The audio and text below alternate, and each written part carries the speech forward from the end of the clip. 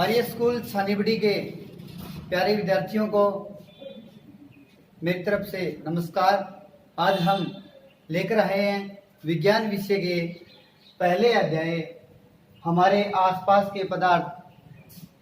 तो हम हमारे आसपास के पदार्थों का अध्ययन करेंगे। वे पदार्थ होते क्या हैं और इनके मुख्य गुण धर्मों का अध्ययन करेंगे।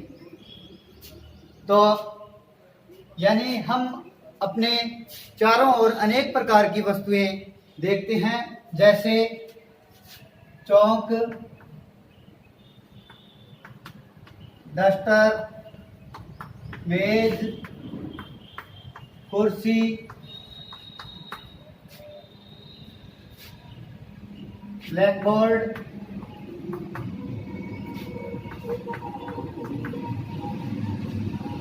पंखा। तो इन चीज़ों को देखने पर हमें इन चीज़ों में से या वस्तुओं में से कुछ दो गुणधर्म मुख्य रूप से दिखाई देते हैं। नंबर एक, यानी चौक है, डस्टर है, मेज है, कुर्सी है, ब्लैकबोर्ड है, पंखा है, में हमें नंबर एक इनमें कॉमन चीज मिलती है, द्रव्यमान। और नंबर दो, आयतन। यानी इन सभी वस्तुओं में हमें द्रव्यमान और आयतन दो मुख्य चीजों के बारे में पता लगता है। तो द्रव्यमान क्या होता है एवं आयतन क्या होता है। द्रव्यमान को हम केजी के अंतर्गत मापते हैं और आयतन यानी कोई वस्तु कितना स्थान घेरती है उसे हम आयतन कहते हैं। जैसे ये चौक है तो चौक द्वारा यानी घेरा गया स्थान भी है और इसका निश्चित द्रव्यमान भी है। द्रव्यमान किसी वस्तु का वह है जो किसी भी स्थान पर बदलता नहीं है।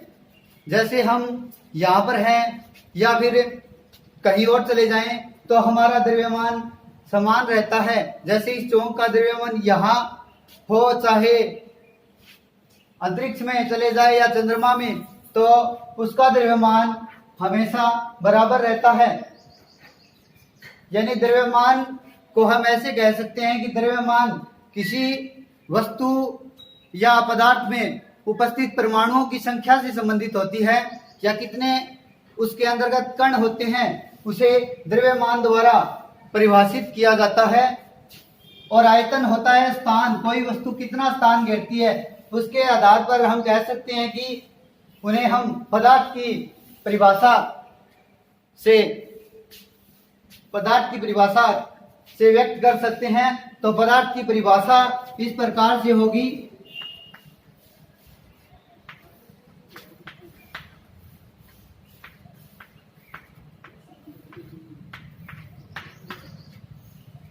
ऐसी वस्तुएं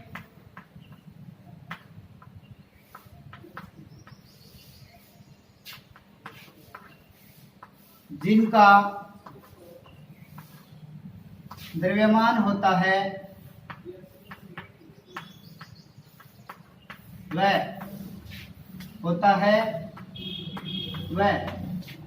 स्थान घेरते हैं। स्थान या फिर इसे हम आयतन घेरते हैं,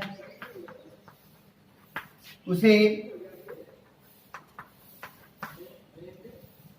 पदार्थ कहते हैं।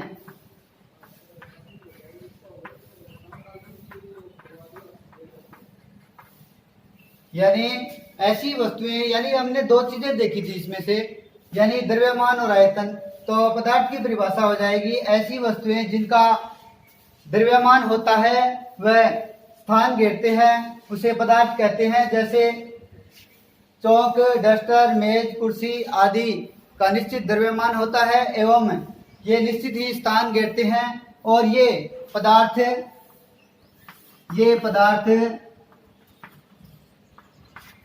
छोटे छोटे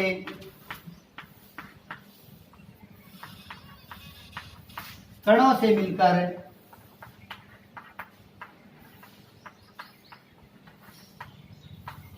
मिलकर बने होते हैं।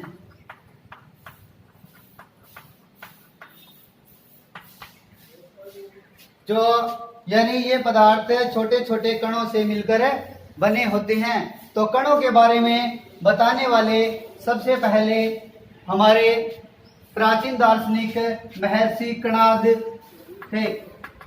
महर्षि कणाद ने बताया था कि जो भी वस्तुएं हैं संसार की वो छोटे छोटे कणों से मिलकर बनी होती है, जिन्हें हम अणु कहते हैं। जिन्हें हम अणु कहते हैं, छोटे छोटे कणों को क्या कहते हैं? अणु कहते हैं। और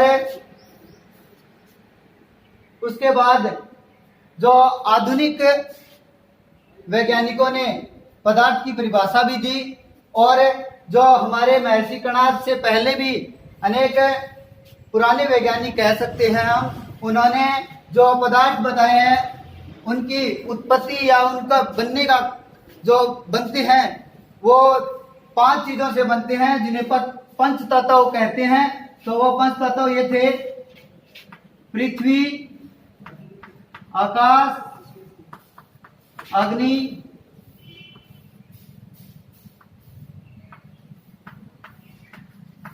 पृथ्वी, आकाश, अग्नि, वायु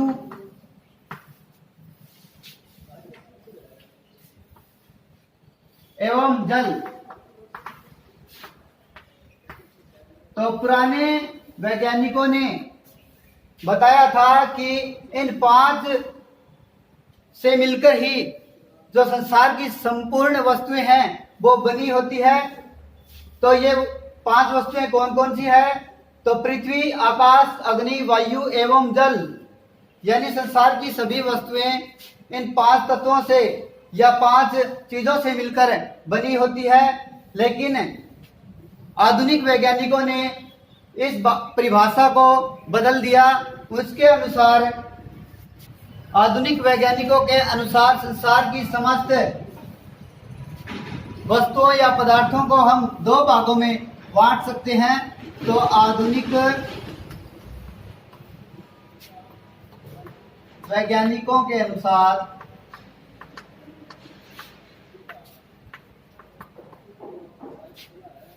पदार्थों को 2 भागों में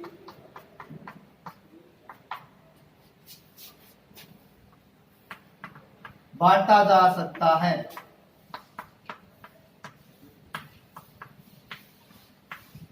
तो नंबर 1 2 भागों में बांटा जा सकता है। नंबर 1 उनके भौतिक गुण धर्मों के आधार पर,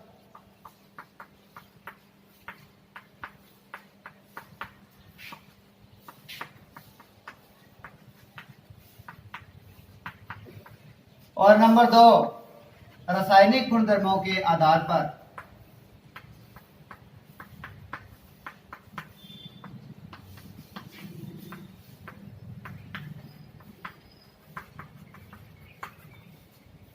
तो इस अध्याय में हम पदार्थ के भौतिक गुणधर्मों के बारे में अध्ययन करेंगे, यानी उनके भौतिक गुणधर्म कौन कौन से होते हैं, और रासायनिक गुणधर्मों के आधार पर वर्गीकरण हम आगे की कक्षाओं में पढ़ेंगे। तो भौतिक गुणधर्मों के बारे में देखते हैं, पदार्थ को कितने भागों में बांटा गया है और उनके कौन कौन से भौतिक गुणधर्म होते हैं, उनकी क्या विशेषताएं होती है। तो कोई भी पदार्थ है उसके भौतिक गुणधर्म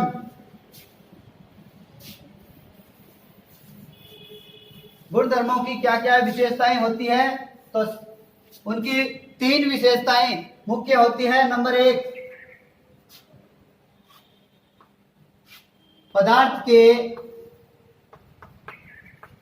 कणों के मध्य रिक्त स्थान होता है।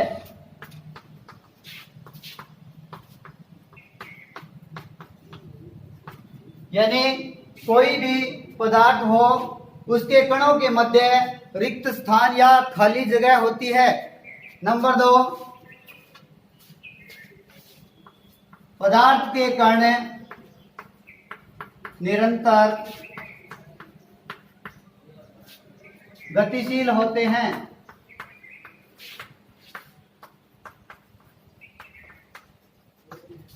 और नंबर 3, पदार्थ के कणों के मध्य आकर्षण बल होता है।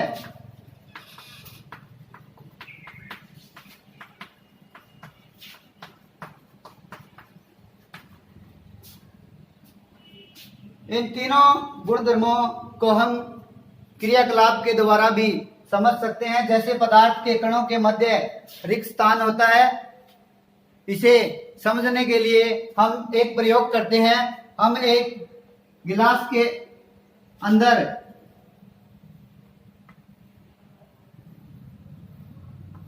जल लेते हैं और जल ने जितना स्थान घेरा है उसे हम अंकित कर लेते हैं किसी भी वस्तु से या किसी मार्कर की सहायता से, और हम उसके अंदर 2 या 3 चम्मच नमक या चीनी मिलाते हैं। तो पानी का आयतन है वो बढ़ जाता है और इस के अंदर डालने के बाद हम उसे चम्मच की सहायता से हिलाते हैं तो सारा नमक या चीनी जल के अंदर विलय होने के बाद हम देखते हैं कि पानी का आयतन पहले जितना पानी गिलास के अंदर हमने लिया था उतना रह जाता है। तो हम कह सकते हैं कि इस प्रयोग से हम कह सकते हैं कि जल के अंदर रिक्त स्थान था जिसको की जगह किसने ले ली, नमक या चीनी ने ले ली, उसके छोटे छोटे कणों ने ले ली।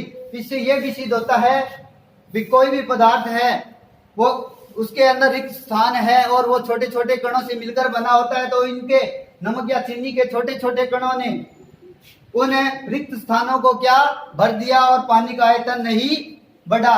नंबर 2, पदार्थ के कण निरंतर गतिशील होते हैं। तो इसे समझने के लिए हम एक प्रयोग करते हैं या ऐसे समझ सकते हैं कि किसी भी बंद या खुले कमरे में हम या खुले वातावरण में जब हम अगरबत्ती जलाते हैं तो उसकी सुगंध चारों ओर फैल जाती है, या फिर कोई सेंट रखते हैं तो उसकी भी सुगंध फैल जाती है। तो पदार्थ के कण क्या हो रहे हैं, यहाँ पर निरंतर गतिशील हो रहे हैं और ये तापमान पर डिपेंड करता है। गतिज ऊर्जा ज्यादा होगी या कम कणों की, अगर तापमान ज्यादा होगा तो पदार्थ के कण ज्यादा गतिशील होंगे, यदि तापमान कम होगा तो पदार्थ के कण कम गतिशील होंगे। तो अंतिम जो इनका गुणधर्म है, पदार्थ के कणों के मध्य आकर्षण बल होता है, यानी हम इन्हें अलग करना चाहें तो हमें बाह्य बल की आवश्यकता होती है। और कुछ एक बार हमने देखा होगा, हमने जल की धारा को काटने का प्रयास किया या फिर हम एक कटोरी या प्लेट में जल लेकर उसे चाकू की सहायता से काटने या हाथ की सहायता से, अंगुली की सहायता से काटने का प्रयास करते हैं तो हम देखते हैं कि जल वापस अपने स्थान पर आ जाता है, अर्थात हम इसे नहीं काट सकते। तो इसके तीनों गुणधर्मों का हमने अध्ययन किया। अब आगे की वीडियो में हम इस पाठ के आगे के अध्याय के बारे में पढ़ेंगे।